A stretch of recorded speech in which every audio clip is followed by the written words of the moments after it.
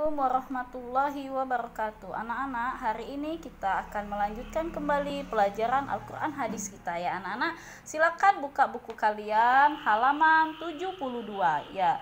Baiklah, di sini Ustazah akan menjelaskan bagian C, kandungan surah Al-Bayyinah. Nah, sebelum kita membahas isi kandungan surah Al-Bayyinah, anak-anak, di sini ada peristiwa ya, peristiwa turunnya surah Al-Bayyinah. Nah, peristiwa ini nanti bisa kalian baca sendiri ya anak-anak, yang tulisan Arab dan artinya ini, oke? Nah, di sini Ustazah akan menjelaskan kandungan surah Al-Bayyinah. Sebagaimana yang kita ketahui ya, kemarin sudah dijelaskan juga, surah Al-Bayyinah itu terdiri dari 8 ayat ya. Nah, di sini masing-masing ayat itu mempunyai kandungannya ya.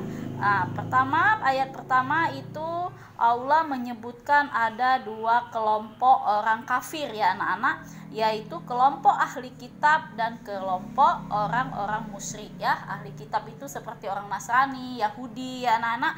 Sedangkan orang musyrik itu orang yang tidak mau menyembah Allah tapi menyembahnya berhala, api ya.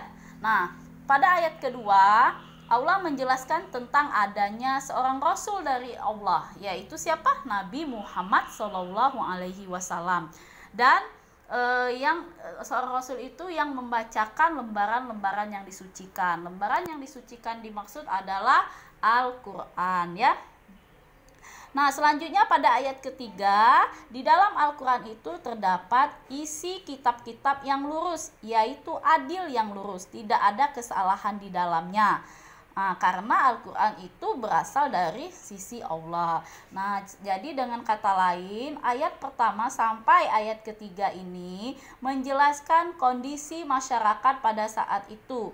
Mereka ini memerlukan risalah atau aturan baru untuk mengubah kekafiran mereka ya, dan kemusyrikan mereka dari ahli kitab yang telah memeluk ajaran Allah melalui para nabi dan rasul sebelumnya. Para ahli kitab sudah banyak yang menyeleweng dari ajaran para nabi dan rasul yang diutus kepada mereka ya. Nah, pada ayat 4 Allah menjelaskan keadaan ahli kitab setelah datang kepada mereka bukti yang nyata ya. Nah, mereka justru berpecah belah ketika datang bukti yang nyata. Mereka tunggu-tunggu ya. Oke. Nah, padahal bukti-bukti itu telah mereka ketahui dengan jelas dalam kitab-kitab mereka. Akan tetapi mereka mengingkari kitab-kitab yang telah mereka percayai ya anak-anak, atau mereka imani ya. Nah, pada ayat kelima Allah memerintah para ahli kitab dan orang musyrik untuk kembali dari akidah yang menyimpang menuju akidah yang benar, yaitu Islam ya anak-anak. Nah, akidahnya itu maksudnya akidah yang murni tentang ketauhidan, bahwa tauhid itu artinya bahwa Allah itu mengesakan Allah, bahwa Tuhan itu hanya satu, yaitu Allah Subhanahu wa Ta'ala ya. Jadi mereka hanya disuruh menyembah Allah, tidak boleh menyembah selain Allah ya. Seperti melaksanakan sholat dan menunaikan zakat. Sholat itu merupakan bentuk ibadah badaniyah yang paling mulia ya, sedangkan zakat merupakan bentuk kepedulian sosial terhadap fakir miskin. Makanya zakat juga masuk dalam rukun Islam ya. Selanjutnya pada ayat 6 Allah menjelaskan keadaan ahli kitab dan orang-orang musyrik. Mereka telah mengingkari kebenaran, kebenarannya yaitu Nabi Muhammad dan Al-Quran. Mereka akan berada dalam neraka jahanam. Mereka kekal di dalamnya dan menjadi makhluk yang paling buruk. Nah, siapa yang makhluk yang paling buruk? Ya, ahli kitab dan orang musyrik ya.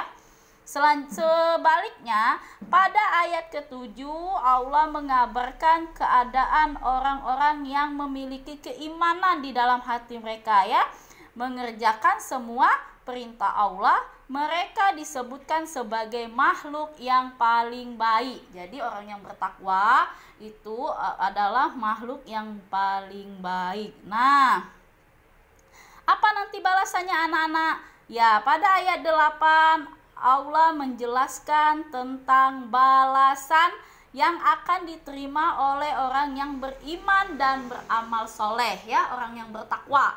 Kalau ayat 6 tadi Allah menjelaskan tentang balasan bagi orang musyrik dan ahli kitab. Ayat ke-8 Allah menjelaskan balasan yang diterima bagi orang yang bertakwa, beriman, beramal soleh, ya anak-anak, yaitu akan memperoleh surga. Nama surganya adalah surga Adnan. Di sisi Allah, mereka hidup kekal di dalamnya. Mereka tidak akan terputus dari rahmat dan nikmat Allah. Ya anak-anak, inilah isi kandungan surah Al-Bayyinah. Oke, sampai di sini penjelasan Ustazah.